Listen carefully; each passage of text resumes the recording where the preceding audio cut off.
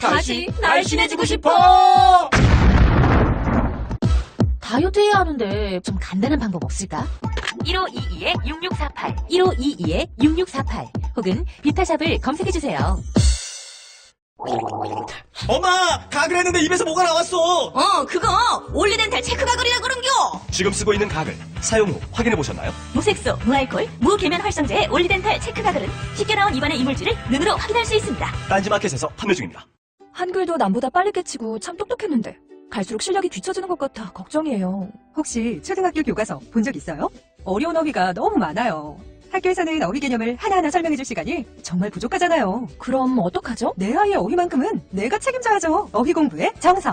초등어휘 3천, 초등어휘 5천. 검색창에 초등어휘 3000을 쳐보세요. 자려고 누웠는데 저스툰 지루한 지하철에 저스툰 자려고 누웠는데 지루한 지하철에 클래스가 타는 재미 저스툰 클래스가 타는 재미 저스툰 웹툰 웹소설은 저스툰. 클래스가 타는 재미 저스툰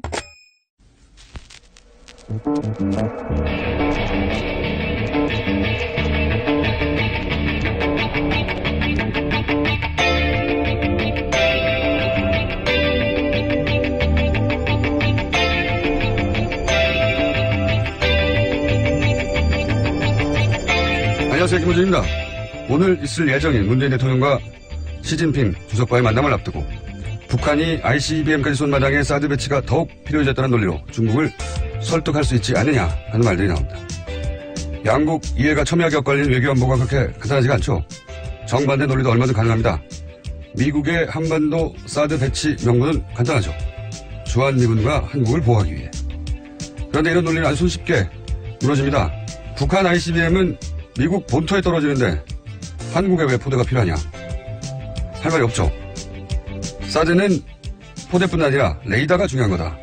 이렇게 주장한다면 레이더 탐색 범위에 중국도 들어가지 않냐? 결국 중국 ICBM 탐지용 아니냐? 그렇게 영내의 전략적 균형을 무너뜨리는 장면이냐?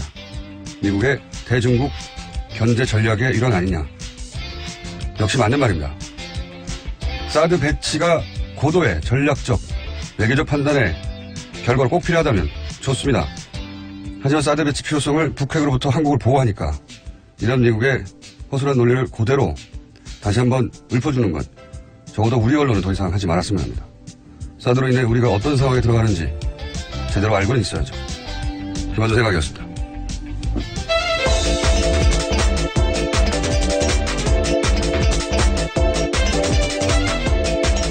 시사인의 김은지입니다. 네. 자, 오늘 여러 정상과 만나는 거죠. 네. 네, 문재인 대통령 4박 6일 독일 순방 일정 시작됐습니다. 오늘 시진핑 중국 국가주석과 첫 정상회담 가지고요. 또 퀘르버 재단 초청으로 한반도 평화 구축과 남북관계 통일 등 주제로 연설합니다. 또 이어서 도널드 트럼프 미국 대통령 초청으로 한미일 정상 만찬회동에 참석할 예정입니다.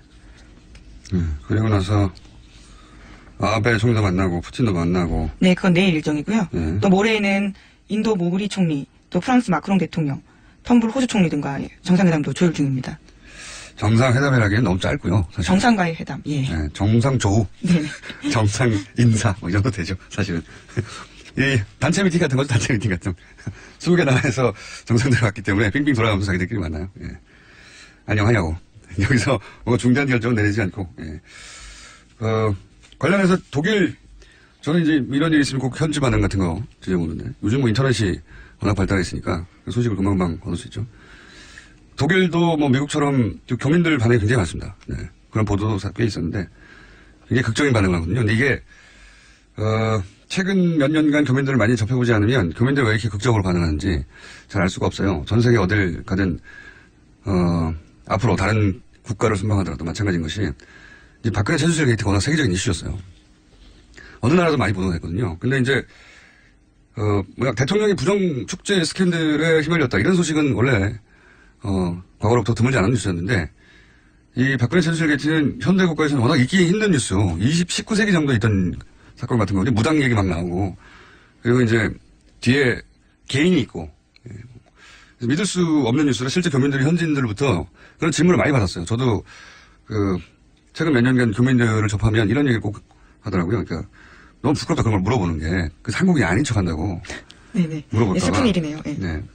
그러다가 이제 촛불 집회가 시작되고 또 그 과정에서 이제 연행된 사람도 한 사람도 없고, 예. 그리고 그렇게 대규모 집회가 오래 진행됐는데 이제 철저히 사법도 절차로 정권이 평화적으로 교체되고 이게 이제 우리가 생각하는 것보다 훨씬 더 놀랍다는 보도가 많이 있었고, 물론 뭐 매일매일 보도했다는 건 아니지만 기억에 남을 정도로 보도가 됐고, 그걸 통해서 이제 새로 대통령이 나왔던 사실 때문에 정치적 성향은 차치하더라도 그 사실 자체에 자부심을 느끼게 된 교민들이 많아요. 네, 지난 대선 때 재외국민 투표 이례적으로 굉장히 높지 않았습니까? 그러니까요. 그런 것들만 보더라도. 원래 해외여행만 가도 막 한국적인 걸 보면 마음이 움직이잖아요. 예, 누구나. 근데 이제 교민들은 훨씬 극적이죠. 거기 살고 있으니까. 그래서 내가 한국인이라고 다시 밝히기 시작했고 자부심을 느낀다. 라는 마음을 표현하고 싶은 겁니다. 실제로. 그래서 교민들 반응이 훨씬 진하고. 이번에 메르켈 총리 만났을 때도 문재인 대통령이 이제 메르켈 총리 끌고 교민들 밖에서 기다리고 있는데 그 문 앞, 철문 앞까지 갔다는 거 아닙니까? 독일은 좀 더 특별하죠. 최순실 게이트가 한 축이기도 했었고요. 그렇죠. 예. 네. 그래서 사실은 안민석 의원이 독일 교민으로부터 도움을 많이 받았다고도 하고. 그래서 메르켈 총리하고 우리 언론에 보냈는지 모르겠네요. 메르켈 총리하고 그 교민들 앞에서 기다린 데가 가지고 막 같이 악수하고 자랑하고 싶었던 거죠. 네. 앞으로 정상회담 내용도 내용이지만 실제 현지에서 어떤 반응이 있느냐 하는 관점에서 보자면 교민들의 반응 굉장히 재밌습니다. 찾아보시면 극적이고. 자, 하여튼 정상회담까지 붙이면 거하고 정상 조우들이 연달아가 있겠네요. 다음 뉴스는요? 네, 어제 북한 언론 매체들이 김정은의 반응을 보도했습니다. 자신들의 전략적 선택을 미국이 매우 불쾌했을 거다라는 식의 이야기인데요. 조선중앙TV에서는 이런 보도가 나왔습니다. 독립절에 우리에게서 받은 선물 보따리가 썩 마음에 들지 않아 할 것 같은데 앞으로 심심치 않게 크고 작은 선물 보따리들을 자주 보내주자고 호탕하게 웃었다라는 겁니다. 네. 조선중앙TV에서 이 정도 개그 코드가 들어간 건 처음 보네요. 네. 자, 북한 입장에서는 우리도 이제 미국 일을 타격할 수 있게 됐다.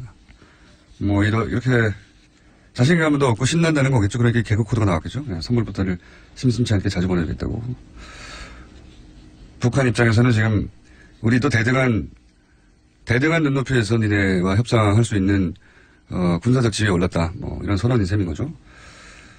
여기 대해서 우리도 미사일을 쐈다면서요? 네, 어제 우리 군도 동해안에서 미군과 연합훈련을 실시했습니다. 현무 EA 탄도미사일과 미 8군의 에이테킴스 전술 지대지 미사일을 쐈습니다.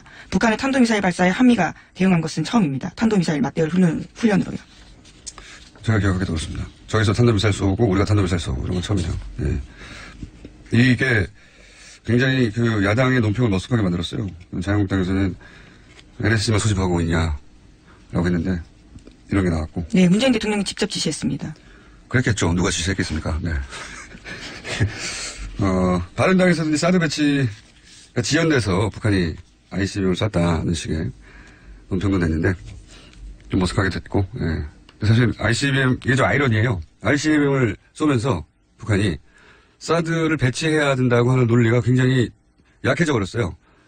ICBM은 사드를 막을 수 있는 게 아니거든요. 지금까지 ICBM을, 그러니까 북핵 때문에 사드 배치가 꼭 필요하고, 그리고, 한국을 보호하기 위해서 사드 배치가 필요하다, 주한미군과. 미사일은 미국으로 날아가는데, 한국의 포대가 여기 있으면 뭐합니까? 네. 아이러니가. 북한이 ICBM을 쏴버려서 사드 배치의 명분을 내세우기가 더 약해져 버린 그런 아이러니가 있습니다. 사드 배치하고 ICBM은 상관이 없어요. 예. 미국의 본토에서도 ICBM을 막는 건 사드가 아니에요. 다른 무기체계죠. 이건 이제 뭐라고 말할까요? 사드가 왜 필요한지에 대한 설득 논리로. 오히려 이 사드의 레이더의 탐지 범위에 중국의 ICBM은 걸려요. 그게 중국의 주장이기도 하고. 예. 그래서 뭐 중국이 지금 미국이 중국 ICBM 발사를 조기 탐지하기 위해서 이러는 거 아니냐 뭐 이런 주장을 하고 있죠. 예. 그래서 중국 ICBM의 격추 확률을 높이기 위한 장비이고 그렇게 되면은 이 영내에서 전략적 균형을 맞추고 있다가 중국 쪽이 굉장히 불리해지는 거 아니냐 뭐 이런 반발입니다. 중국 쪽에서는. 자, 그건 다음 기회에 다루기로 하고요. 다음 순요. 네, 국민의당 제보 조작 사건 소식 계속 전해드리고 있습니다. 이유미 씨가 19대 대선을 하루 앞두고 이준서 전 최고위원에게 전화를 걸어서 무서우니 그만하고 싶다라고 호소했던 사실이 검찰 조사 결과 드러났습니다. 또한 이 씨는 그날 외에도 이 전 최고위원에게 수차례 전화를 걸어서 심경을 호소했다라고 합니다. 아하. 이게 이제 요통하는 녹취 파일이 있다는 거네요? 네, 이유미 씨가 그렇게 주장하고 있습니다. 또 제출했다고 하고요. 그러니까요. 녹취 파일이 있는 부분은 이제 주장이 아니라 증거로 보강이 된 거네요. 그러니까 저는 이제 이 대목에서 이준서 전 최고위원이 본인은 이것이 조작됐다는 걸 전혀 몰랐다라고 마지막 순간까지 이제 당에서 함께 이 사실을 알게 된 그 시점 전혀 몰랐다고 하는 건데 굉장히 여러 차례 그만하자고 했다는 거잖아요. 예. 그중에 어떤 날에 녹취는 등장을 한 것이고 대선 이전에 지금처럼 문제가 되기 이전에. 근데 이렇게까지 그만두자고 할 때는 그만두자고 하는 이유가 있겠거니 생각하는 게 상식이죠. 네, 더불어민주당이 고발한 때였습니다. 그때가요. 문제가 커질 것 같으니까 무섭다라는 취지의 이야기로 들립니다. 고발했으니 그만두자고 하는 걸로만 받아들였다고 하긴 통화가 여러 차례 했다고 하니까 이준서 최고위원이 이제 지금도 몰랐다고 앞으로도 계속 몰랐다고 하는 입장밖에 취할 수 없긴 할 텐데 이유가 있겠거니 뭔가 자료가 부실하거나 불완전하거나 최소한 문제가 크게 있어서 이러는 거라고 생각하는 게 상식인데 전혀 몰랐다고 하니까요. 그 부분은 설득력이 좀 떨어지는데 그걸 밝히는 검찰의 몫이죠. 예, 다음 주는요. 네, 지난달 28일에는 국민의당 이용주 의원이 이유미 씨가 검찰에서 단독 범행이라고 진술했다라고 밝힌 바 있습니다. 그런데 이유미 씨는 검찰 조사에서 이준서 전 최고위원이 파일 조작에 개입했다라고 일관되게 주장했다라고 어제 JTBC가 보도했습니다. 그렇군요. 단독 범행이냐 아니냐 이게 이제 가장 초미의 관심사인데 제가 보기에는 이준서 전 최고위원도 이런 주장이 계속 나오고 이런 정황이 계속 나오면 점점 이 건 가능성이 높아질 수 있다고 보여지는 보도네요. 자, 이건 추정으로는 여기까지가 한계이기 때문에 자, 다음 뉴스는요. 네, 최순실 게이트 관련된 소식 계속 전해드리고 있는데요. 어제도 이재용 삼성전자 부회장 재판 열렸습니다. 이 자리에 이상화 전 KB 하나은행 본부장이 증인으로 출석했습니다. 최순실 씨의 독일 금고직이라고 알려진 인물인데요. 네, 여러 차례 저희가 소개했는데 네. 드디어 증인으로 나왔네요. 네, 이 전 본부장이 특검에서 한 진술이 일부 공개가 됐습니다. 이 전 본부장은 특검에서 글로벌 영업 본부장으로 임명된 이유를 묻는 질문에 대해서 최순실 씨의 계획 아래 제가 본부장으로서 영향력을 행사하게 됐다고 생각했다라고 증언했습니다. 무슨 말이죠? 그러니까 최순실 탓이라는 거죠. 그러니까 본인이 본부장으로 간 것은 최순실이 원했기 때문이다. 그리고 그 네. 자리에 가게 해줬기 때문이다. 그렇죠. 네. 그러면 왜 최순실 씨가 이상화 전 본부장을 그 자리에 가도록 만들었느냐 이게 중요하잖아요. 그게 네. 핵심인 것 같은데. 거기에 대한 자기의 추정도 나와 있습니다. 네. 해외 지사의 선정이나 외환관리 규정, 프로젝트 참여 등 본인의 계산 아래 짠 계획을 자신을 이용하려고 했다라고 보고 있고요. 저희가 계속 추정이 어떤 맞죠. 네. 해외 인맥도 최순실 씨가 있기 때문에 그런 차원에서 자신을 이용하려 한 것 같다라는 식의 이야기를 했다고 합니다. 그러니까 어쨌든 자기가 그 자리에 갔던 것은 최순실 씨가 원했기 때문이고, 예, 그건 뭐 계속 추정해 왔던 바고, 실제 여러 가지 정황으로 이렇게 드러났고, 그리고 그렇게 대통령 혹은 안종범을 통해서 그런 일을 했다는 건 뭐 보도가 여러 차례 됐죠. 근데 이제 그 이유가, 본인이 생각하기에도 여러 가지 해외 사업을 할 때 자기를 필요로 했기 때문이다. 예. 그게 본인 힘으로 처음으로 이제 나왔다는 게 의미가 있네요. 예, 특검 진술이 공개가 되어서요. 어제 눈길을 좀 끌었습니다. 알겠습니다. 다음 수는요? 네, 추경과 관련된 소식도 있습니다. 자유한국당과 바른정당이 불참한 가운데 국회 환경노동위원회가 어제 상임위 중에 처음으로 추경을 의결했습니다. 국방위원회와 여성가족위원회, 국토교통위는 어제 전체 회의를 열었지만 소위를 열지는 못했는데요. 더불어민주당은 상임위별 심사가 끝나지 않더라도 오늘 예산결산특별위원회를 열어서 추경 본심사를 착수할 계획입니다. 이 추경 사안은 이렇게 가다가는 어느 시점에 추경 때문에 헌정사상 최초로 직권상정을 하는 모습을 볼 수도 있을지도 모르겠습니다. 추경은 사실 한 번도 통과되지 않은 적이 없거든요. 예. 정권 출범 이후에 2달까지 정부 구성이 안 된 경우도 처음이고요. 예. 추경이 통과되지 않고 있는 것도 처음입니다. 그러니까 정부가 출범을 못하고 있는 거죠, 제대로 사실은. 네, 국회법 따르면 상임위별 예비 심사 끝나지 않더라도요. 정세균 국회의장 판단하에서 회부할 수 있습니다. 그러니까요. 그러니까 추경은 통과되지 않은 적이 없어요. 한 번도 없는데 추경 때문에 직권상정을 하는 모습을 볼 수도 있을지도 모른다는 거죠. 이 상태로 가면. 예. 정부 구성이 2달까지 안 된 경우도 없어요. 예. 장관 임명이나 이런 게. 그게 이제 언론에서 크게 보도가 안 되고 있는데 만약에 보수 정권에서 이런 일이 있었다면 정부 출범부터 발목을 잡는다고 뉴스가 아주 쏟아졌겠죠. 난리가 났겠죠. 민생 때문에 어쩌다고 추경 막내야 민생을 지금 도탈에 빠뜨리다고 난리가 났겠고 그런 뉴스가 워낙 없다 보니까 이렇게 오랫동안 이런 일이 벌어지고 있다는 게 대중들한테 잘 전달이 안 되고 있는 거죠. 하지만 엄청나게 붙잡고 있는 겁니다. 엄청나게. 이런 점은 처음이기 때문에. 자, 다음 뉴스 한 2개 정도 더 전할 수 있을 것 같습니다. 네, 어제 홍준표 자유한국당 대표가 취임 후 처음으로 친박계 핵심 의원들과 대면했습니다. 그 자리에서 홍문정 의원은 이런 말을 했는데요. 우리가 전국 정당으로 거듭나려는 상황에서 그런 배려가 좀 있었으면 좀 좋지 않았을까. 호남이 됐든지라는 이야기를 했는데 홍준표 대표가 자신의 측근이자 부산 출신인 이종혁 전 의원을 최고위원에 임명한 것에 대해서 비판한 겁니다. 또 최경환 의원도 이렇게 말했는데요. 지금은 우리 당이 젊은이로부터 외면당하고 있기 때문에 가칭 영라이트 운동이라도 벌여야 하는 거 아닌가라고 말했습니다. 유라이트가 아니라 영라이트. 홍 대표가 측근 부산 출신을 임명하자 최고위원회 전국 정당으로 거듭내려는데 부산 출신을 또 기용하면 어떡하냐. 네, 백현 출신을. 최경환 의원은 의원 확정을 위해서 정수영을 사로잡아야 되는데 영라이트 운동하자. 말은 맞는 말이에요. 예. 다만 이 말을 홍문정 의원과 최경환 의원이 할 말이냐. 네. 본인들 때문에 영라이트가 안 되고 있는 거 아닐까요? 네, 최경환 의원 같은 경우에는 현재 중소기업진흥공단이라는 곳에 채용에 개입했다는 혐의로 재판받고 있는 중이거든요. 자신의 인턴 출신이었던 사람을 2,999등 했는데도 취업을 성공시킨 바가 있다라는 혐의를 받고 있습니다. 네. 어쨌든 지금 이 뉴스가 전하는 바의 핵심은 어제하고 마찬가지로 홍준표 대표가 사실은 당내 주류로부터 예, 비토당하고 있다는 거죠. 예. 이런 장면을 보면 이 정치가 하루 앞도 예측하기 힘들다는 게 다이나믹하다는 게 홍준표 대표를 갑자기 응원하고 싶어지는 마음이 처음으로 생기는 분들이 좀 있을 수도 있습니다. 예, 자영당 내에서 비주를 좀 네, 그래서 비토당하고 있습니다. 자신의 SNS에 이렇게 썼습니다. 소수 구박이 구박해도 혁신을 멈출 수 없다. 그러니까 친박 세력들을 구박이라고 이제 표현한 거죠. 알겠습니다. 이 싸움은 뭐 금방 끝날 것 같지는 않고 그래서 원내대표와 대표가 서로 전혀 다른 말을 하고 대표가 이런 말을 하면 원내대표가 뒤집고 정우택 원내대표가요. 원내대표가 뒤집을 뿐만 아니라 인터뷰를 해서 대표가 지금 뭘 모르고 있다는 공개적인 자기들끼리 싸우는 게 아니라 여론전도 하고 있는 겁니다. 예. 예측치 못한 상황이에요. 다이나믹합니다. 다음 뉴스는요. 네, 세월호가 목포 신항에 도착한 지 오늘로 99일째입니다. 그런데 화물칸에 뒤엉켜 있는 차량을 빼내는 작업이 쉽지 않아서요. 8월 말까지 완료하던 전체 일정도 늦어지고 있습니다. 99일이나 됐네요, 벌써. 근데 아직도 거기에 실려있던 차량을 못 빼고 있다는 거잖아요. 예. 제2 세월호 관련 뉴스는 저희가 모아서 한번 따로 특집을 마련해야 될 것 같습니다. 워낙 단발적으로 나오고, 그 예상보다 오래 길어지고 있기 때문에. 자, 어제 그리고 최동욱 총장 인터뷰가 잠깐 화제가 되기도 했었죠? 네, 어제 JTBC 나왔습니다. 그러니까요. 국정원 수사하려고 하다가 날아간 분이죠. 재밌는 뒷이야기인데, 여기까지만 하죠. 최정욱 전 총장이 직접 듣기로는 사실 국정원 수사가 시작될 때 초기에 청와대에 문의를 했다고 해요. 정권 초기였죠. 네. 청와대는 이 사안에 대해서 어떻게 생각하고 있냐. 문의를 했다고 해요. 근데 청와대에서 그랬다는 겁니다. 원칙대로, 법대로 해라. 그래서 본인은 잘됐다. 그래서 아주 원칙대로 해야지. 이렇게 생각하고 본인이 가장 신뢰하는 후배 윤석열 검사에게 마음껏 해! 라고. 이렇게 마음껏 수사를 해버렸더니 어느 순간 자기하고 다 날아가 있더라고. 네. 그래서 처음에는 이해를 못했더니 아니 법대로 하라고 해놓고 왜 그러냐고. 네.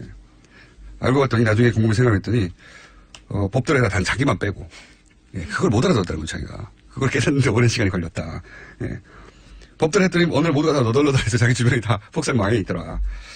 짧게 일하고 퇴출되기에는 아까운 검찰총장이었다고 봅니다. 뭐 명예회복의 기회가 있겠죠. 여기까지 하겠습니다. 네, 시사인 김은지였습니다. 감사합니다. 네. 모닝똥? 자기는 사치였죠. 내가 토끼인지 토끼똥이 나인지. 내가 변을 본 것인지 변을 당한 것인지 나는 바나나이고 싶다. 간혹 구렁이이고도 싶다. 미궁 대장사랑.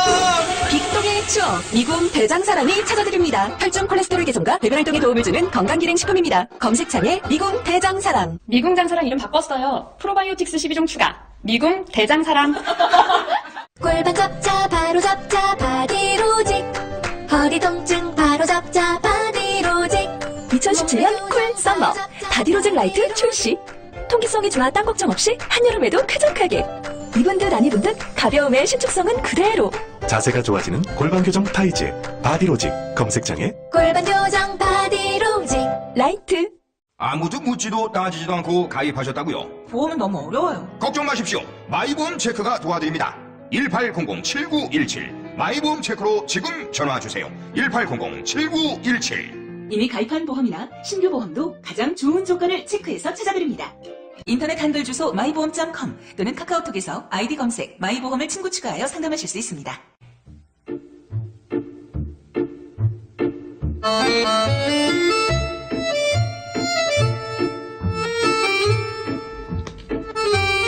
한때 폐지될 뻔했던 그러나 지난주부터 다시 분위기가 올라오고 있는 내부자들 더불어민주당 안민석 의원과 자유한국당 김성태 의원님 나오셨습니다. 안녕하십니까?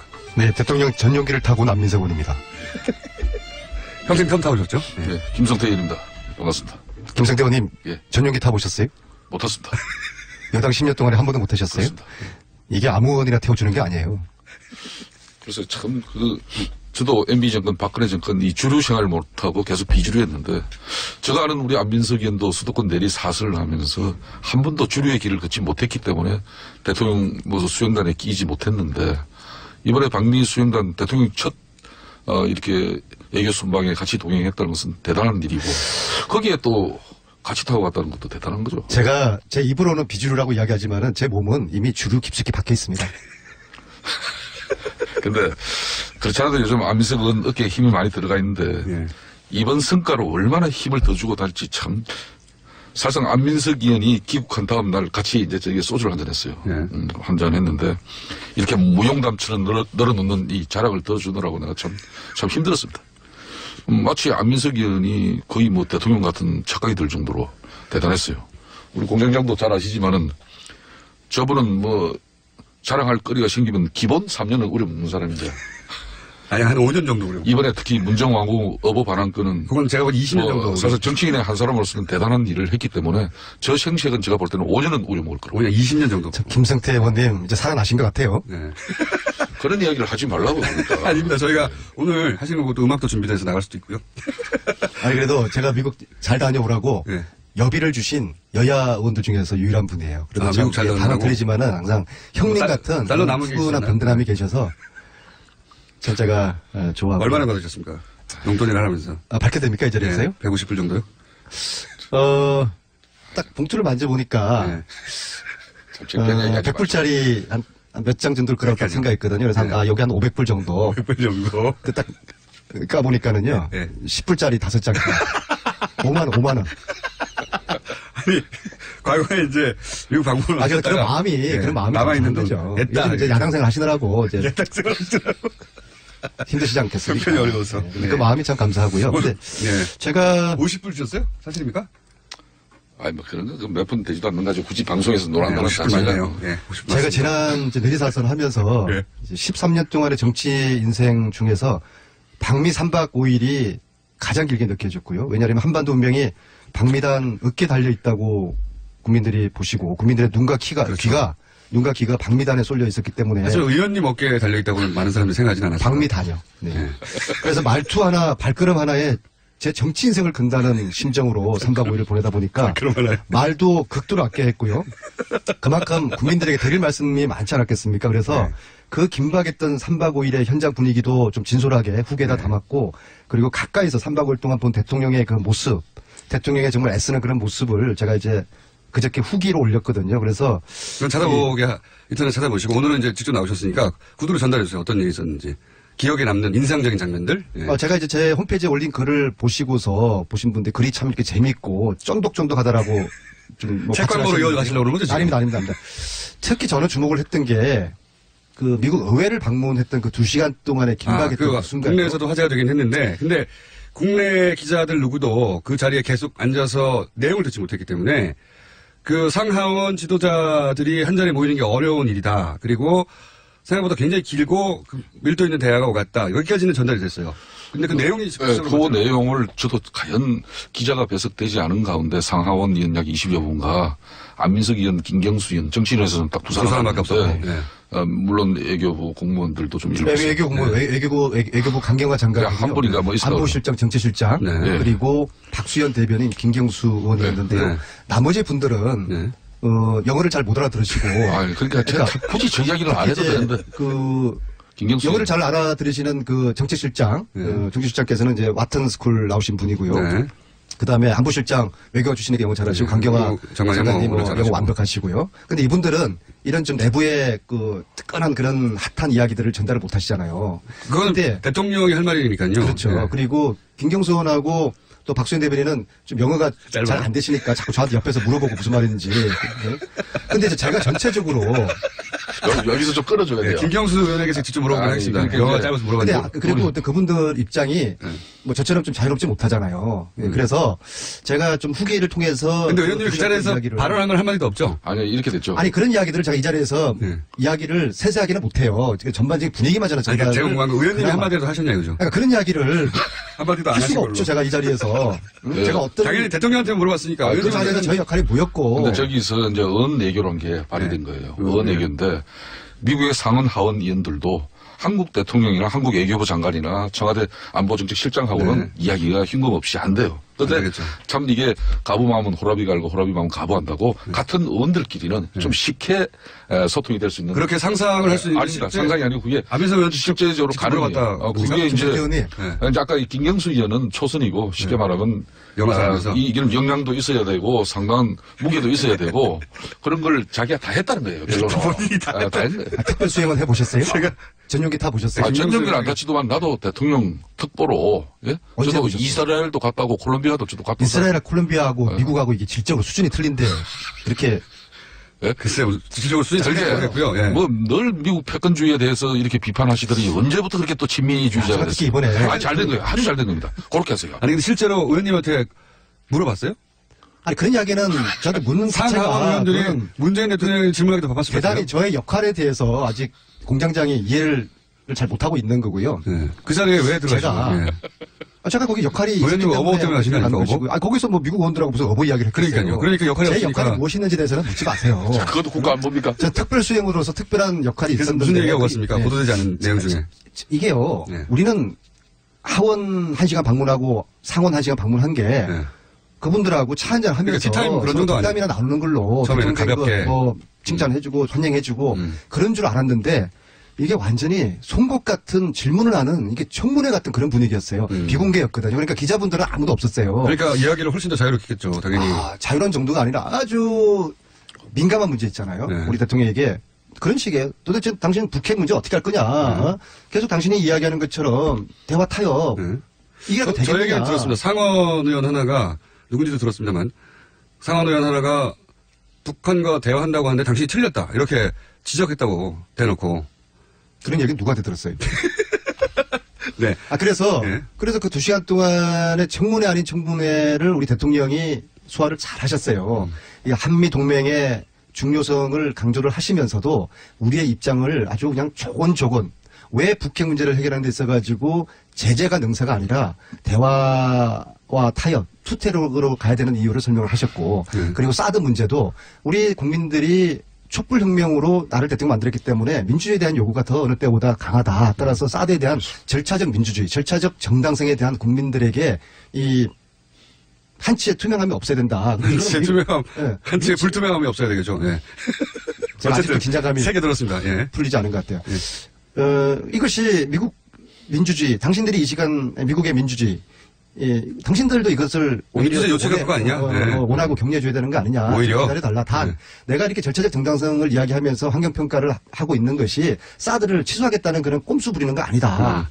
그런 정말 자신의 이야기를 또 당당하게 하시면서 그 2시간 동안에 마치 그분들 입장에서 미국 상원 의원들 입장에서는 새로 당선된 문재인이라는 사람이 어떤 사람이게 또 호기심도 있고 궁금하고 소위 말해서 간도 보고 싶어 하지 않았습니까? 그렇겠죠. 그래서 그런 2시간 동안의 청문회를 대통령께서 당당하게 정말 흔들림 없이 한치의 실수 없이 그거를 이제 잘 소화를 해내신 청문회를 잘 통과한 저는 그런 기분이 있다고 봅니다. 자랑스러운 대한민국의 대통령. 그리고 한편으로 이 자리에 이명박 대통령이 이런 청문회를 당했으면 또 박근혜 자체는 하지도 않았겠지만요. 지난 9년 동안에 미 의회를 방문한 대통령이 우리나라 박근혜, 이명박 아무도 방문하지 않았어요. 그래서 그렇게 또 연상도 되면서 상하원 연설을 한 적은 있는데요. 이런 소위 면접을 한 적은 없어요. 그걸 정확하게 전달해줘야죠.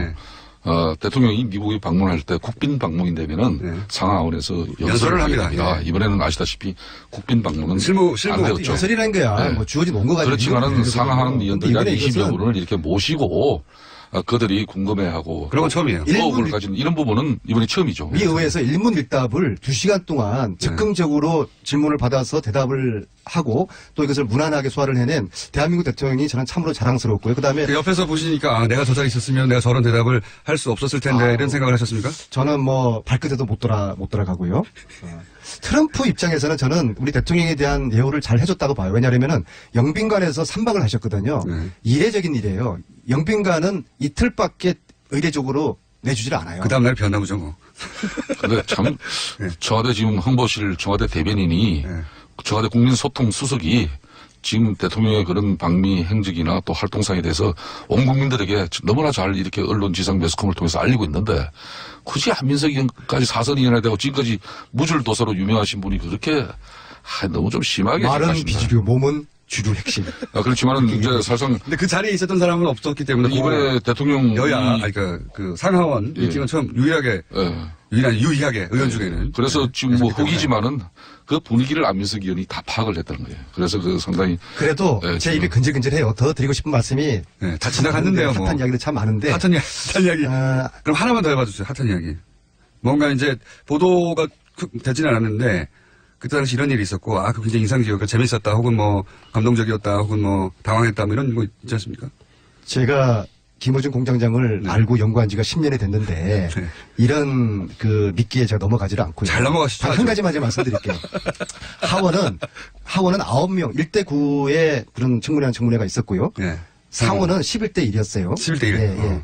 그래서 1시간씩 주요 인사들이 다 왔다는 건지 그럼요. 뭐 원내대표들, 국방위원장, 외교위원장 다 오고요. 그런 사람들이 한 자리에 모이기 힘들다는 얘기가 있더라고요. 그런데 그러니까 하원 상원 따로따로였어요. 김수태 의원은 그 자리에 안 계셔서 자꾸 이게 한 자리에 있었던 걸로 혼동하시는데, 자, 하원은 그래도 예의를 깍딱이 갖춰줬어요. 왜냐하면 처음부터 끝까지 1시간 동안 9명이 저는 그 자리에서 정중하게 우리 대통령과 질의응답을 나눴고요. 상원, 이 11분은요, 끝날 때쯤 되니까 4명밖에 안 남아있더라고요. 얘기하다가. 사실 좀 제가 기분이 좀 불쾌했습니다. 뭐 중간에도 왔다리 갔다리 하고, 끝났는데 만약에 트럼프 대통령이 우리 국회에 왔는데, 끝날 때쯤 돼가지고 앉아있던 의원들이 절반이 자리를 떴다. 이게 상상할 수가 없는 거죠. 그래서 이게 정말 우리 힘없는 나라의 참 서러움. 근데 그게 제가 알기로는 시간 조정을 우리가 그렇게 억지로 했다고 들었어요. 자, 11시 45분까지였어요. 11시 45분까지 예정됐는데 한 10분 정도가 오바됐습니다. 자, 다시 역지사지로 트럼프가 왔는데 트럼프하고 우리 국회의원하고 저하고 김수태 의원을 만나는데 예정된 시간보다 10분은 늦었다. 그런다고 우리가 다른 약속이 있다고 가겠습니까? 1시간이 늦어도 우리는 앉아있어야 되는 거죠. 우리 정서는 그런데 우리 정서는 그런데 거기는 또 그렇지 않은 차이가 있는 거죠. 거죠. 왜 미국의 입장에서 그들을 이해를 하세요? 그러니까 우리 입장에서 그들을 바라보는 우리의 중요한 것은 자존이 중요한 것이죠. 대통령이 이제 이번에 트럼프를 만나고 특히 미국의 상하 의원들을 만나면서 한미 동맹이 갖는 그런 무게감이나 또 북핵을 비롯한 이런 안보 위협의 이중함을 그런 걸 생각했을 때 이번 방미는 사실상 대통령이 미국 순방길 오르기 전에 상당히 위험했어요. 이게 제대로 되겠냐 하는 정도까지. 그렇지만은 방미 결과는 얼마나 많은 선물 보따리를 갖고 돌아왔는지 이렇게 일부 언론은 따지는데 저는 그렇게 해서는 좀 야박하다는 생각이 들어요. 다만 성과물을 만들었어야 하는 순방이었던 것은 신뢰입니다. 그 신뢰를 확보하는데 그래도 상당한 부분 의미를 둘 수 있다. 저는. 김성태 형님은 성공적인 저 정도면 올해에 비해서는 약 80%의 저는 성공을 한다. 첫 술에 배부르겠습니까? 이번엔 무엇보다도 두 정상이 만나서 한미 동맹의 중요성을 확인을 하고 두 분 간의 기본적인 신뢰관계에 초석을 놨고. 근데 제가 궁금한 거는 상원 의원 중에 한 사람이 대놓고 당신 잘못 생각한 거라고 남북 대화를 한다는 것은 이렇게 잘못 생각한 거 아닙니까? 라고 질문한 게 아니라 잘못 생각했다고 단정하고 대화를 시작한 의원이 있었다고 하고 거기에 대해서 그 문재인 대통령이 반박을 또 했다고 하는데 그건 공개하실 수 없어요? 누군가로부터 굉장히 전에 들은 모양인데 그 말씀은 아주 틀렸다고는 이야기할 수 없는 정도로만 제가 답하겠습니다. 제가 말한 것이 아주 틀렸다고는 할 수 없다. 그러면 틀린 부분이 뭡니까? 대체적으로 맞았어요. 그래서 굉장히 팽팽한 긴장감이 있었다고 그때. 우리가 문재인 대통령을 저도 대통령 되기 전에 이런저런 인연으로 꽤 옆에서 함께 모신 적이 있어요. 제가 교육원수원장도 했고 얘기를 간사하면서 전국적으로 투어도 같이 당대표실을 했고. 근데 대체적으로 우리 국민들이랑 우리 당내 특히 의원들이 문재인 대통령께서는 사람은 참 좋고 인기 훌륭한 분인데 좀 굉장히 너무 진중한 나머지 좀 답답한 면이 있다. 좀 물렁물렁하다. 저는 이번에 3박 5일 동안에 제가 본 문재인 대통령께서는 정말 이건 외유내강이다. 정말 내공의 깊이가 저렇게 깊을 수가 있냐. 비행기 또 타시려고 하원 의원들 20명 앞에서 그 청문을 하시면서 그 2시간 동안에 한 채 흐트러짐 없이 자신의 이야기를 조곤조곤 하면서 정말 저는 막판에 제가 가슴이 울컥했어요. 미국 국회의원들이 고개를 끄덕끄덕 하면서 속으로 그런 표정이었어요. 저 정도면은 대한민국 새로운 대통령이 우리가 대화의 파트너가 되겠구나. 신뢰할 만한. 그런데 안민석 의원이 나는 그 표정이 제가 역력히 읽어지더라고요. 그래서 대한민국의 현장에서 무슨 감동이 아직 가시지 않은 것 같아요. 그러니까 저 감동을 저렇게 오래 가져가면 안 돼요. 지금은 방미 성과를 이렇게 자아자찬하고 있을 때가 아니에요. 우리가 방미 성과로 주도권을 찾았다고 그렇게 말씀을 했지 않습니까? 그런데 그렇게 우리가 주도권을 찾고 남북관계에서 특히 우리 정부가 주도권을 찾았는데 그런 축배를 들고 있는 사이에 당장 지금 북한은 ICBM 쏘아 올렸지 않습니까? 어제 문재인 대통령이 한미연합에 북한을 사실상 공격을 저지할 수 있는 미사일 훈련 시킨 거, 이거는 정말 잘한 거예요. 이렇게 계속 미국 갔다 와서 그 분위기에 지금 젖어 있을 때가 아니에요. 상황은 하루 1분 1초가 달라져 가고 있는데 거기에 맞는 이야기를 해야지. 왜 안민석 의원님은 말이에요. 오늘 그냥 미국의 대통령 순방길에 이미 그거는 일주일 전에 상황이 돼버린 걸 가지고. 처음 갔다 오고요. 참 옛날에는 안 저랬었는데. 안 저랬었는데.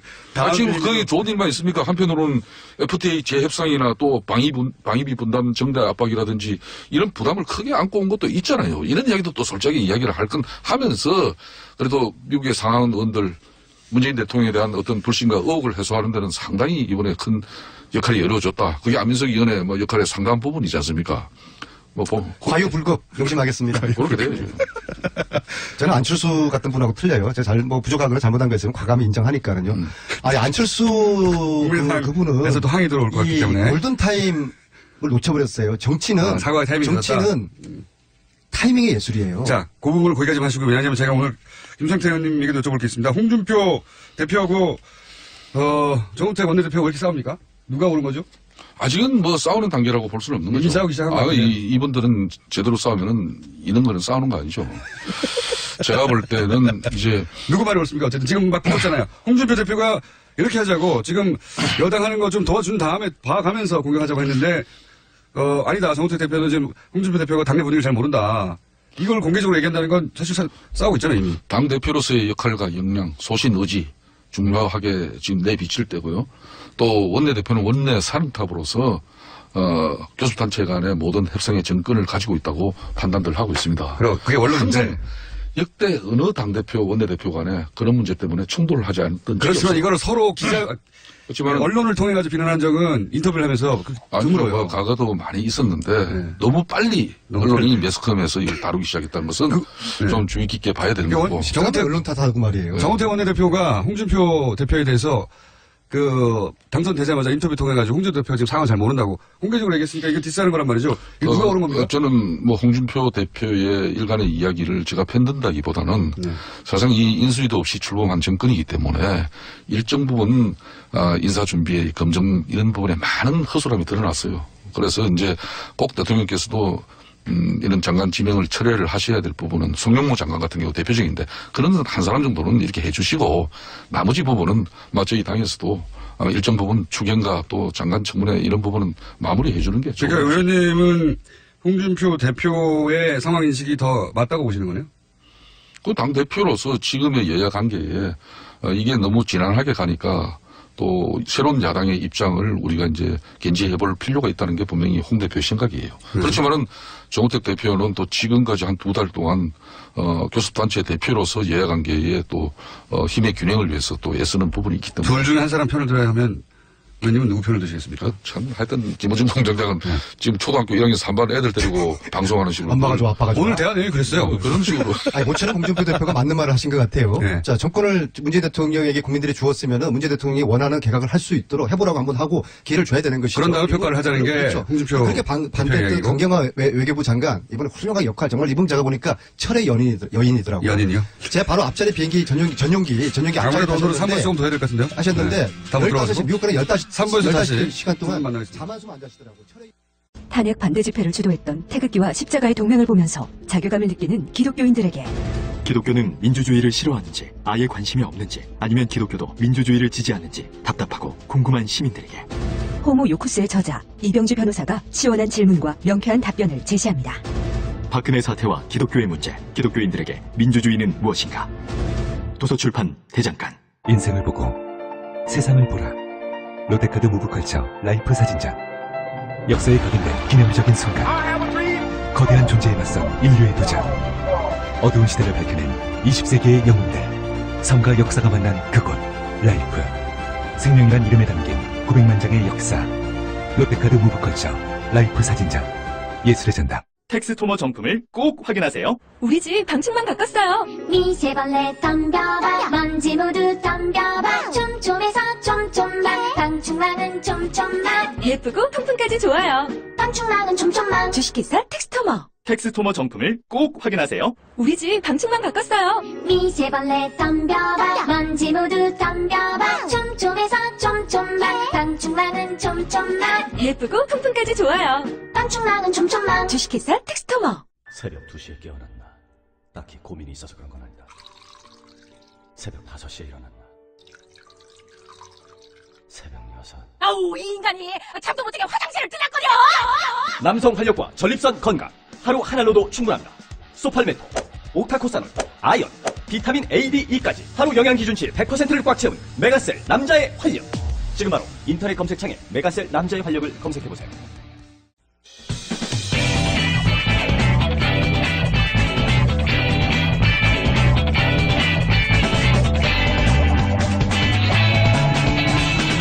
김어준의 뉴스공장. 네, 내부자들이 마무리가 안 돼도 항상 끝내왔는데, 네, 오늘은 두 분 다 꼭 했어야 하는 얘기를 못했다고 해서 3분만 드리고, 내부자들을 잠시 이어가겠습니다. 안민석 의원님과 김성태 의원님. 김성태 의원님이 이야기를 하시다가 중요한 이야기인데 마무리 못했다고, 제가 마지막 질문은 홍준표 대표와 정우택 원내대표 간에 좀 갈등이 있는 것 같은데, 이거 어떻게 정리해야 되냐고. 예. 자유한국당은 이제 야당입니다. 제1야당으로서 살기 위해서라도 변화되어야 되는 것이고, 그렇기 때문에 여야 관계도 과거에 우리가 민주당의 야당 정치를 신랄하게 공격한 적이 있었습니다. 지금 우리가 야당 되었다고 해가지고 그 방식 그대로 지금 우리가 야당 정치에 한다는 것은 국민 정서에 맞지 않아요. 그렇기 때문에 이번에는 홍준표 당대표도 이제 지금까지의 독단적인 때로는 가한 발언이나 또 당이 전체 하나로 끌어갈 수 있는 그런 어려움을 야기시킬 수 있는 발언도 많이 했습니다만은 그렇지만은 지금은 여야 관계를 통해서 추경 문제라든지 또 장관 청문회 문제라든지 정부 조직 개편 법안 이런 문제는 조속하게 처리하고 넘어가는 거 맞아요. 그 부분에 많이 잘못이 발생된다면은 홍준표 대표 말대로 그거는 문재인 정권이 또 책임을 져야 되는 것이고 그렇기 때문에 지금은 홍준표 당대표의 그런 이번 전당대회를 치르고 난 우리 당원들의 뜻을 아마 가지고 본인이 일성을 날린 것 같은데 그 입장이 상당히 존중될 필요는 저는 있다고 봅니다. 정우택 원내대표가 지금 홍준표 대표가 뭘 모르는 것 같다고 하는 거는 그 말이 아니라 홍준표 대표 주장이 맞고 거기 힘을 실어줘야 된다는 게 의원님 생각이신 거네요. 말하자면.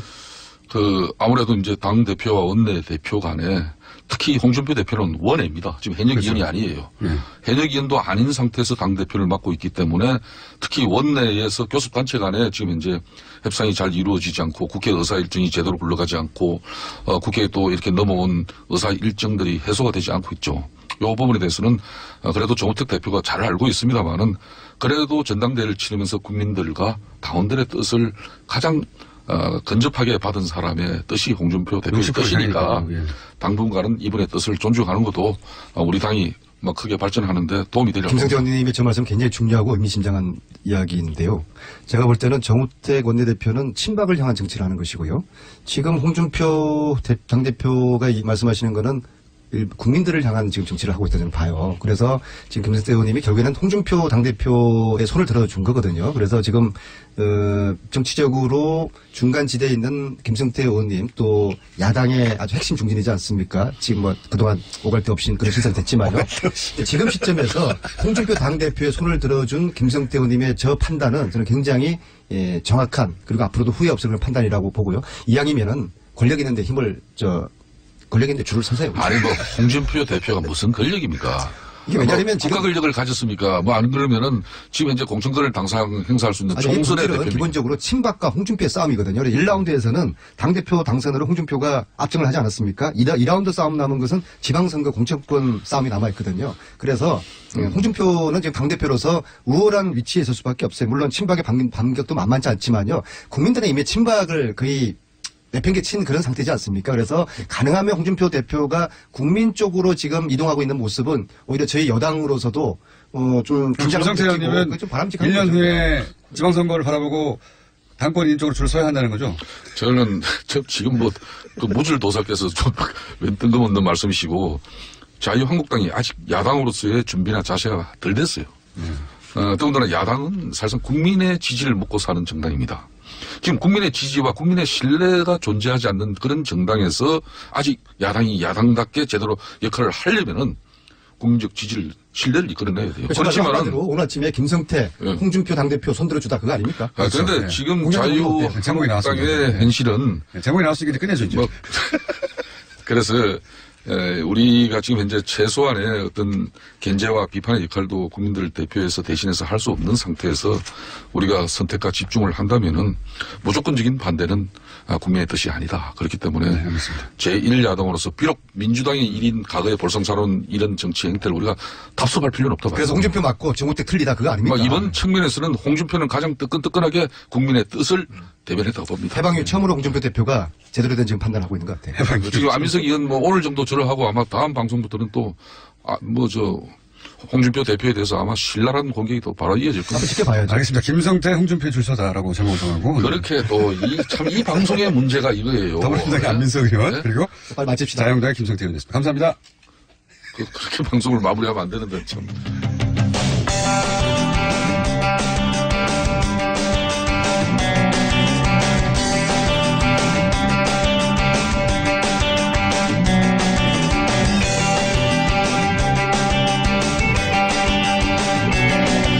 명이 넘는 전국 언론학자들이 KBS, MBC 사장 퇴진과 해직 언론인 복직을 요구하는 성명을 냈습니다. 네.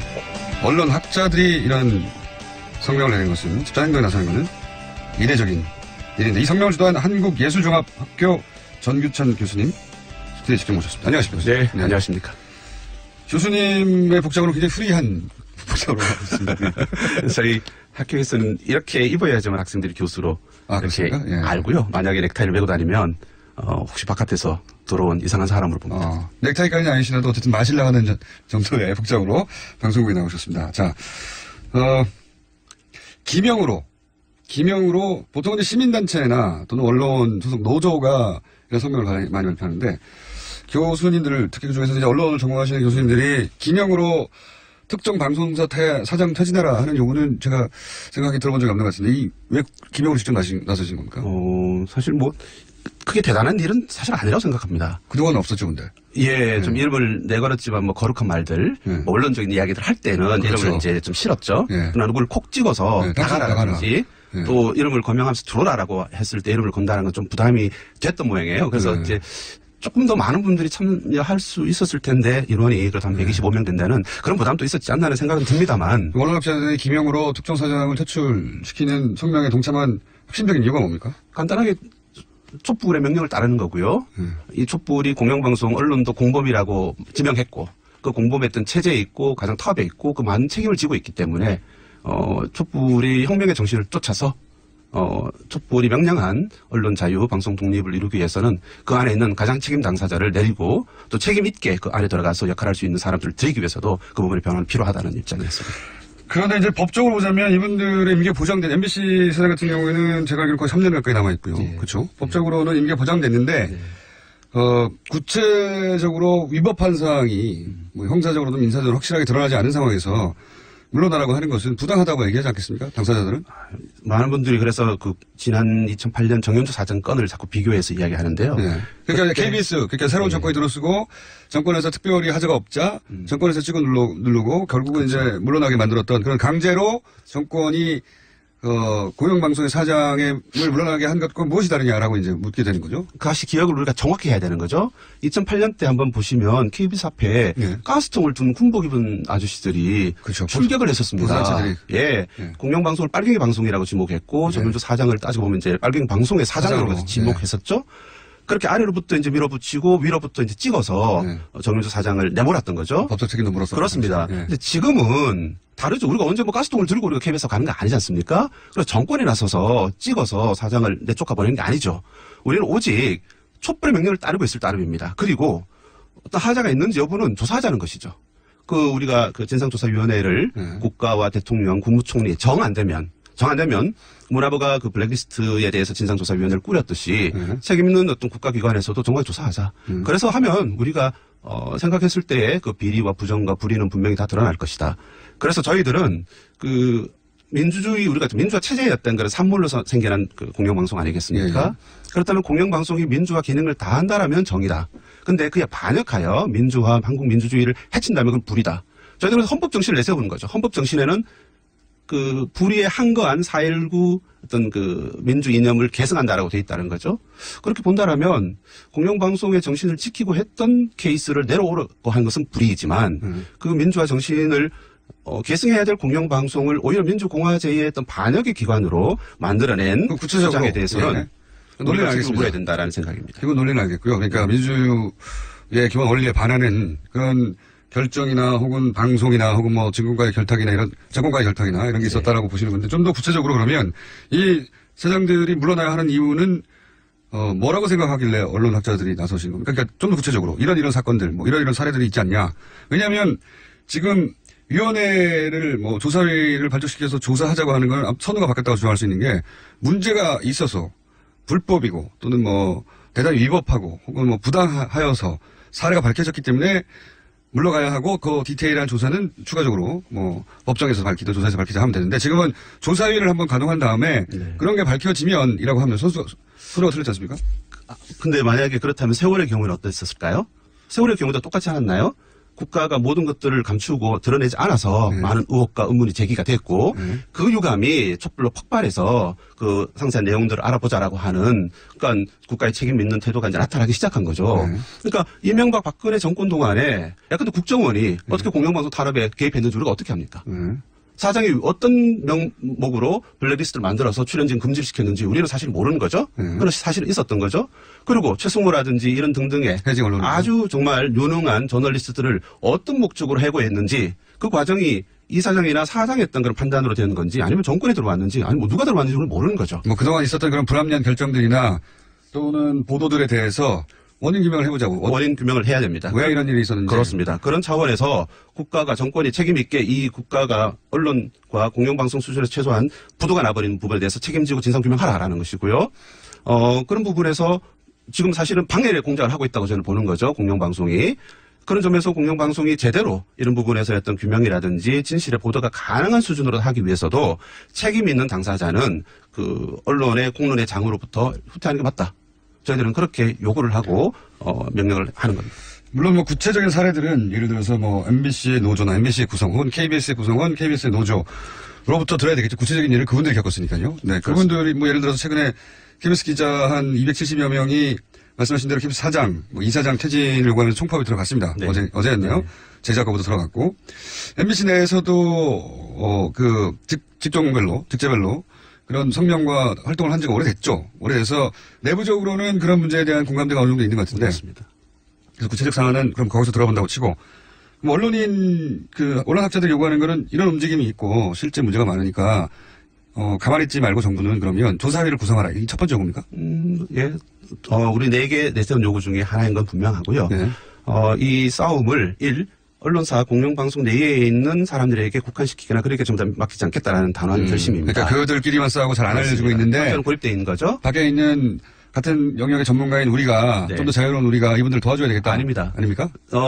KBS, MBC 이사장, 박문진 이사장, 공영방송의 가장 중요한 기관에 언론학자들이 참여했었죠. 예. 그 책임을 우리는 스스로 물은 겁니다. 우리도 참여했었는데. 그렇습니다. 우리 분야도 우리 학자들도 거기 참여했는데. 그러니까 공영방송이 지금처럼 이렇게 몰락 개판이 된 데는 단순히 그들의 탓만이 아니라 그걸 방해하고 방조하고 심지어 참여해서 정책적으로나 혹은 인적으로 참여해서 이렇게 만드는 우리의 책임도 있다는 걸 분명히 묻는다. 그렇다면 현 사태를 개선하는 것도 우리의 책임이다. 언론학자들이. 이렇게 저희의 자책을 하는 것이고요. 그러니까 이게 이제 관찰하다 보니 그런 문제가 있어서 개입하는 게 아니라 이거 언론학자 우리들의 문제이기도 하다. 그렇습니다. 이런 그래서 일종의 자체 고발이고요. 그래서 실명으로 우리 안에 또 적폐가 있었다라는 것을 내세운 것까지는 저희가 용기 있게 용감하게 하지는 못했죠. 우리 언론학자들 중에 누구도 문제 있는 거 아니냐. 우리끼리도 자성해야 된다. 여기까지는 못하셨다고요? 까지는 익명으로 동료들이 다 처리했습니다. 좀 더 많은 분들의 이름을 얻기 위해서 불가피하게 했었고요. 그러나 그 부분은 다시 학교로 돌아가서 학교 내에서 비판적인 어떤 그런 다툼과 문제 제기로서 사실 지식인 사회나 학교가 망했지 않습니까? 지난 정권 동안에. 라는 것들을 책임 있는 언론학회에서부터도 시작하자라는 점에서 그 논의를 사실 시작하고 있는데요. 혹시 KBS 기자들 혹은 MBC PD들 많습니다. 사실 이런 얘기를 하는 분들은 워낙 보도가 제대로 되지 않아서 MBC 내에서 MBC PD들이 그런 얘기를 한다는 걸 MBC가 보도하지 않고요. KBS 기자들이 이런 욕을 한다는 걸 KBS가 보도하지 않으니까 있는지를 모르죠. 있는지를 모르는데 실제로는 아주 부글부글 하는 이야기들이 많습니다. 저희들이 어저께 기자회견 하는데도 카메라가 2개가 떴는데요. 경향신문이 카메라를 띄워서 이제 동영상으로 배포했고요. 하나는 MBC가 떠서 제가 노조위원장에 물어봤습니다. 그래서 무슨 카메라고 하니까 체중 카메라일 가능성이 높다고 체중 카메라. 그러니까 우리가 지금 이렇게 중요하게 문제 제기하는 게 고립되고 사실 MBC 아래에 싸우고 있는 많은 목소리들이 완전 이렇게 폐쇄돼 있죠. 그분들하고는 혹시 교류가 있습니까? 어저께 나와서 뜨거운 눈빛을 사나이들 사이에서 교환을 했었고요. 처음 있는 일입니까? 쌍가이들만 교환했겠습니까? 여성분들 사실은 오셔서 작가분이나 PD분들 오셔서 저희들과 뜨거운 또 포옹도 했습니다. 처음으로 혹시 언론학자들과 이런 그 공영방송 내 구성원들과 만난 겁니까? 언론학자들은 사실 자존심도 세고 또 부끄러움이나 이런 소박해서요. 이렇게 서명은 하지만 직접 나서 이렇게 하긴 되게 어려워서 의회 내는 것도 예, 그래서 직접 그 걸음을 했고 많은 분들 MBC 그렇게 기괴하게 큰 거 처음 봤다라고 하시는 분들조차 있었습니다. 그 방송국이 상암에. 입사가고 나서 그 MBC를 처음 가보면 언론학자들 현장에 가보셔야죠. 하나는 뭐 수치감이고 하나는 불쾌감이고 하나는 거리감들이 있어서 우리는 학자니까 이런 것도 있군요. 또 꼴보기 싫었던 친구들 아니겠습니까? 싫었던 친구도 있고. 이런 언론학자들이 나서서 공영방송에 공개적으로 문제 제기를 하는 것은 내부적으로 힘들게 싸우시는 이 구성원들한테 큰 힘이 되겠네요. 예, 말씀드렸다시피 저희 언론운동장에 있는 활동가 입장에서 자주 봤던 표정과 어제 몇 분 아니지만 125명 이름으로 학계 이름으로 왔을 때 그분들 대하는 표정은 정말 달랐습니다. 학자들이 이런 자리를 오히려 찾아가서 기자들과 구성원 PD들과 여기서는 학문적인 관점에서의 관점도 이론도 논리도 제공하고 그쪽에서는 절박한 상황에 대한 구체적인 사례들도 학자들에게 전달하는 만남의 장이 더 있어야 되지 않을까요? 그래서 제가 이야기할 때 부끄럽다고 말씀드렸고요. 그동안 그렇게 못했던 게? 개인적으로는 인정 안 하고 싶습니다만 다수의 주류 언론학자들은 권력의 주구였다. 권력의 핵심이었다. 그렇기 때문에 현실의 사정을 청취하기는커녕 오히려 조장한 책임이 있다. 그래서 걸음을 계속하고 이 부분에 대해서 당신들이 책임져라라고 하는 강한 질책과 비판의 목소리들을 안팎에서 많이 제기할 필요가 있습니다. 저희도 사실은 라디오 방송하고 있기 때문에 이 KBS나 MBC 방송의 내부 동향이나 혹은 해고되신 분들이나 혹은 그런 느낌 문제의식에 대해서 관심이 많아요. 관심이 많은데 이분들 인터뷰하는 게 그렇게 넉넉하지 않습니다. 쉽지가. 왜냐하면 그분들을 인터뷰하는 순간 그분들은 또 사내에서 한편으로는 그런 주장을 하는 시민이기도 하지만 또 한편으로는 직장인이잖아요. 직장인으로서는 바로 불이익을 당하거든요. 맞습니다. 하기가 쉽지 않아서 이 문제를 다루기가 쉽지 않습니다, 사실. 사실은 최승호나 이런 관록 있는 선수들이야 놔둬도 지들이 알아서 이제 싸워갈 텐데 어린 친구들, 스스로 양심에 따라서 움직이는 친구들은 정말 보호가 필요합니다. 제가 이 행동을 시작하게 된 거는 MBC에 가장 말단 기자가 있었습니다. 실명을 밝혀도 될지 모르겠는데요. 곽동건 기자가 공채의 마지막 기수인데요, 보도국에. 이제 들어간 친구들과 함께 이 투쟁에 가담을 했습니다. 내가 알고 들어왔던 MBC가 아니다. 이런 거죠. 그렇겠죠, 아마도. 더 이상의 수치와 환멸은 거부한다. 그래서 사실 그 친구가 이제 저희가 제 학교에서 직접 가르친 친구는 아니지만 언론학자로서 언론학을 공부해서 공영방송에서 한국 민주주의, 언론 민주주의를 책임지겠다고 들어간 친구들이죠. 그런 친구들에게 우리가 힘을 보태는 것은 물론이고 우리가 책임을 져야 된다는 거고요. 그 친구들이 사실 제가 동건아 선생들도 나간다. 버텨라. 김장겸은 아웃. 곽동건은 스테이 이런 목청을 냈을 때도 알면서도 그 친구들은 저희들이 갔을 때도 제 1인 시위 때나 우리 기자회견 때나 합니다. 그렇지만 저희들은 다 아는 거죠. 자, 오늘은 그런 성명이 났다는 소식까지 전하고요. 앞으로 한 번 더 보시면 그때는 KBS, MBC 당사자들, PD, 또 기자 이런 분들과 함께 다시 한번 이 자리를 마련하고 싶은데 앞으로 계획은 어떻습니까? 하나만 좀 말씀을 좀 짧게 드리죠. 이걸 공영방송에 있는 기자 언론인 문제만으로 우리가 국한시키지 말자라는 거죠. MB 박근혜 기간 동안에 언론과 표현의 자유로 억압받은 많은 민중 대중들이 있습니다. 우리는 국제적인 질서로도 계속 그렇습니다. 이 문제까지를 언론탄압진상조사위원회에서 다루려고 하는 것이고요. 최승호도 그렇게 말했습니다. 해직 언론이 몇 명인지를 자꾸 말하지 말자. 그만큼 고통 많은 많은 사람들과 문제에 대해서 우리가 눈길을 돌리자라고 했고요. 해직된 분들은 상징적인 부분이고 사실은 남아있는 사람들도 그런 고통이 많고 익명에 너무나 많은 그로 인해 피해를 받은 것은 국민 다수죠. 그렇습니다. 그래서 저희들은 MBC 뉴스를 안 보게 되는 거니까. 맞습니다. 안타깝게도. 그렇습니다. 그래서 제가 오면서 생각했는데요. 여기 TBS에서 뉴스 공장이 돌아가지 않습니까? KM에도 뉴스 공장이 돌아가도록 해야 된다. 그래서 저희는 무슨 얘기인지 모르겠지만 하여튼 유리한 내용인 것 같아서. 지금 공장이 안 돌아가니까요. 그래서 저희들은 KBS와 MBC에도 그들의 뉴스의 정상적 뉴스의 공장이 돌아가도록 한다. MBC의 뉴스를 생산하는 뉴스 데스크의 공장 기능이 상실됐다. 그래서 저희가 할 수 있는 거는 글을 쓰는 거고 이제 가진 입으로 말을 하는 것이겠지만 행동으로도 나선다. 그래서 방통위가 되든 국회가 되든 청와대 국무총리가 되던 우리의 분명한 의사, 학계의 125명의 이름으로 모아진 여론은 적극적으로 이 뜨거운 여름에도 계속 전달하겠다. 여기까지 약속을 드리겠습니다. 알겠습니다. 학자들이 더 많이 동참할수록 그리고 어느 시점에 기자들 그리고 PD들 내부 구성원과 함께 나오실 수 있는 시점쯤에 한 번 더 모시기로 하겠습니다. 그렇게 해주십시오. 오늘 말씀 감사합니다. 지금까지 언론 학자들의 성명을 주도한 한국예술종합학교의 전규찬 교수였습니다. 감사합니다. 예, 고맙습니다. 저희 반론기는 항상 열려 있으니까 해당 방송사 측 혹은 뭐 방금 언급하신 국정원의 반론 언제든지 저희가 받습니다. 또 떨어졌어. 너 또 입사 시험 봤어? 아니, 차량용 핸드폰 거치대 말이야. 여러 개 사봤는데 실패의 연속이야. 떨어지고 시야 가리고 운전석에서도 멀고 뭐 좋은 거 없을까? 싼 것만 찾으니까 그렇지. 제대로 된 거 하나 사서 편리하게 쓰는 게 더 낫지. 그런 게 있어? 그럼 있지. 1, 2, 3 할 때 2. 힘 세다 할 때 힘. 2 힘. 2 힘? 2배로 힘이 세다는 건가? 네이버 검색창에 2 힘을 검색해보세요. 100년 이상 살 수 있는 장수 어종, 캐비아를 낳는 어종으로 더욱 유명한 철갑상어. 이 철갑상어를 진액으로 만들었다는데 그 이름하여 설악어. 오메가3, 필수아미노산, 각종 미네랄, 컨드로이친 등 100년 장수 철갑상어를 진액으로 한 컵에. 좋다, 좋아. 철갑상어 진액 설악어. 세비로가 콸콸콸. 검색창에 설악어. 오빠, 우리 어디 가는 거야? 정수 가지. 와, 우리 말 타러 가는 거야? 그렇게 좋아? 고민하지 말고 장수로 오세요. 온 가족이 즐기는 승마체험과 국내 최대 규모의 말역사 체험관 등 장수에는 정말 볼 것, 누릴 것들이 넘쳐난답니다. 말의 심장 소리를 직접 느껴보는 장수에서의 하룬 여행. 장수는 항상 가까이 있습니다. 주말 여행은 장수로. 승마체험 예약은 063-350-5486.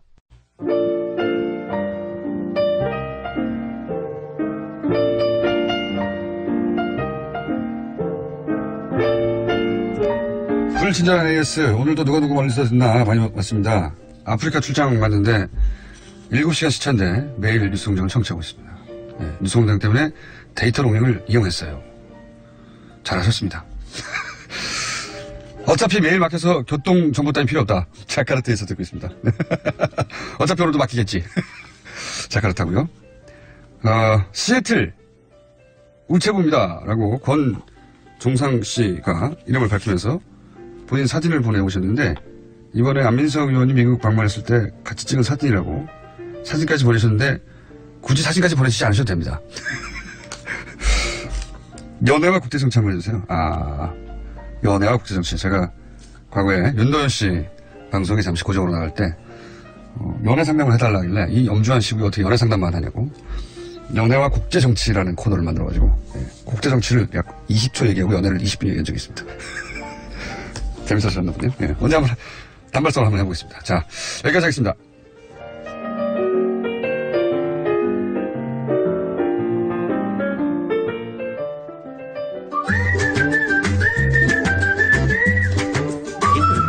자, 김신혜 박사님.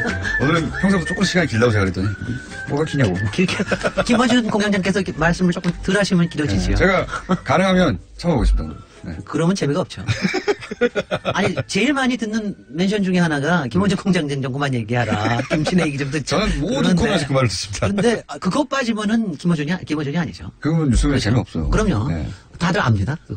그러니까 너무 우리도 다 감당하고 있습니다. 감당할 만한 수준이에요. 감당할 만하다. 자, 김진애 박사님이 참을만하다고 하시니까 이 코너에서 김원준 너 좀 담으러라 하는 이야기는 계속 해주세요. 그래도 각자 하고 싶은 얘기 하는 거죠. 뭐 청취자들도.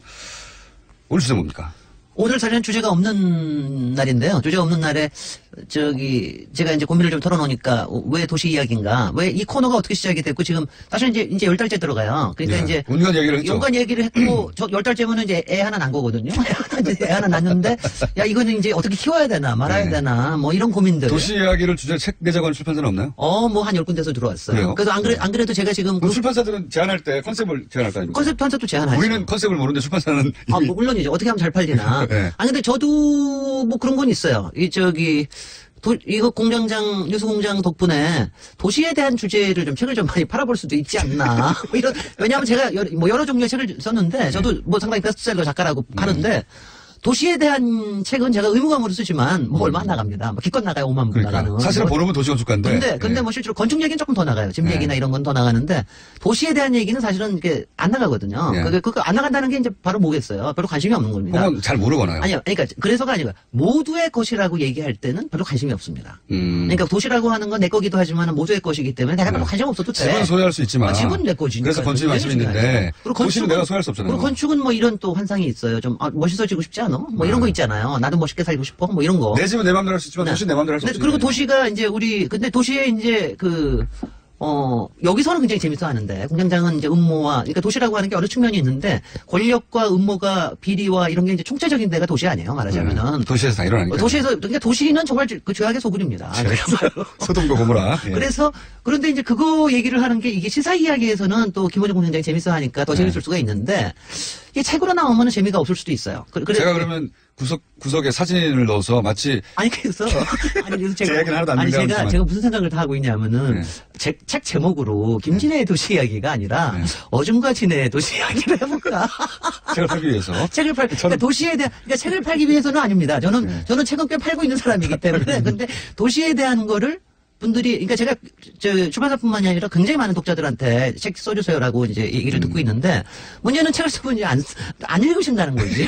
쓸 수도 있으나. 그 다음에 또 하나가 오늘 이제 이 도시 이야기 저거 할 때. 왜 이 코너가 그러면 정해졌느냐. 그러니까 저도 그게 궁금했어요. 그러니까 그걸 모를 리가 없다. 방송인도 다 알아요. 작가들도 알아요. 저희 작가들이 기본적으로 박사님의 팬이고요. 그건 물론.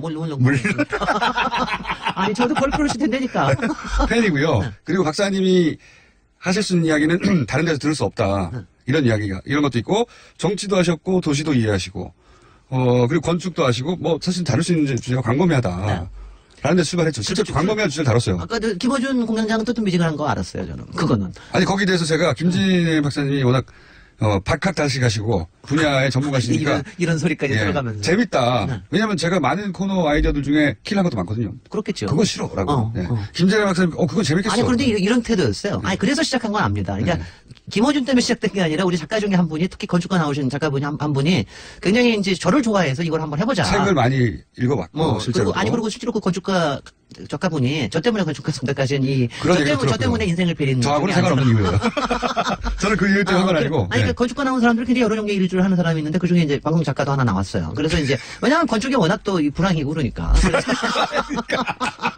작가들도 오랬습니다. 그래서. 제가 그런 게 아니고. 아니, 근데 그게 굉장히 좋은 겁니다. 저는 오늘 얘기가 막 여러 가지로 갈 것 같긴 한데, 건축가를 나온 사람들이 여러 다방면의 일들을 할 수가 있어요. 실제로 건축하는 사람들이 박학다식하고, 그러니까 관심이 여기저기 많아요. 그리고 감성과 이성이 발달돼 있고, 권력에도 관심 있고, 정의에도 관심 있고. 평균적으로 그런 면이 좀 있는 것 같아요. 근데 뭐냐, 이 분야 자체가, 그리고 기술적인 것도 있고 예술적인 것도 있고. 인문학적 소양이 있어야 좋은 건축가가 되잖아요. 그럼요. 그러니까 이게 이런 겁니다. 그러니까 공간이라고 하는 게, 인문학적인 꿈을 공간으로 만들어주는 일이거든요. 그러니까 그거에 대한 이해와 열정이 있지 않으면. 토목하고는 또 다른 성향을 가진 분들이 있어요. 토목은 조금 단순하죠. 조금 단순하고. 단순하다기보다는 저는 단순하다고 보는 게, 토목은 하여튼 가장 큰 목표가 자연을 이기는 거에 있어요, 사실은. 그러니까 뭐 아주 좋은 토목이라면 자연과 같이 사는 거에 있다 그럴 것 같으면 토목은 좀 자연을 이기는 데요. 그렇게 출발을 한 겁니다. 애초에. 그러니까 건축은 좀 여러 가지 욕망들이 같이 있기 때문에 좀 이제 그런 점이 있죠. 전축학과 중에 철학자도 꽤 있고 이름을 날린 건축학자들을 보면 대부분 자신만의 철학을 건축으로 그 유명한 비트겐슈타인. 그 사람은 또 건축가로도 잘 알려져 있습니다. 건축 철학자로도 잘 알려져 있고. 그래서 그런 이야기는 일리 있는 이야기고. 권력도 좋아합니다. 가령 히틀러도 건축과 뭐 아트지만 이쪽 하려고 그러다가 그쪽으로 갑자기 권력으로 빠지기도 하기도 했고. 그래서 등등의 이런 거를 알긴 하지만 도시 이야기라고 하는 거를 제안을 해서 저도 좀 이상하게 생각을 했어요. 이거 별로 관심들이 없을 텐데. 근데 그래서 실제로는 반응이 나서 뜨겁습니다. 아니 그래서 저는 목표를 어떻게 잡았냐 하면은 김어준이 관심을 끌자. 김어준이가 재밌어 하면 코너는 성공이다. 김어준이 관심이 없어 하면은 별로다.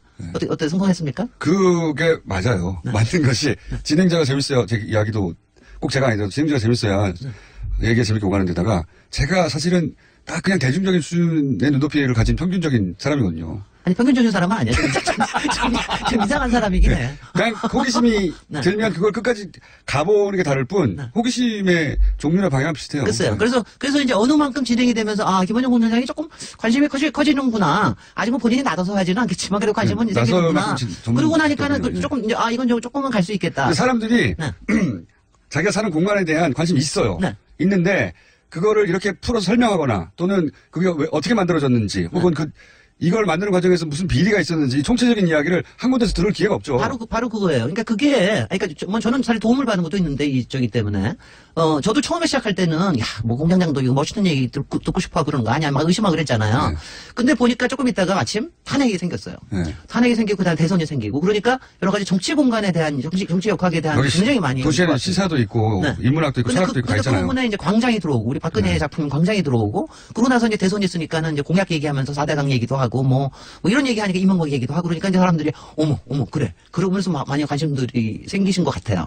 그래서 지금은 저도 이제는 김원중 공장장의 관심뿐만이 아니라 청취자분들께서도 꽤 관심들이 좀 생기셨다라는 생각까지 듣는데 맞습니까? 네, 하고 답을 했다고 하고. 네네. 그러니까 이 코너가 근데 또 유독 여성 청취자들의 반응이 좋다고. 그 이유는 뭘까요?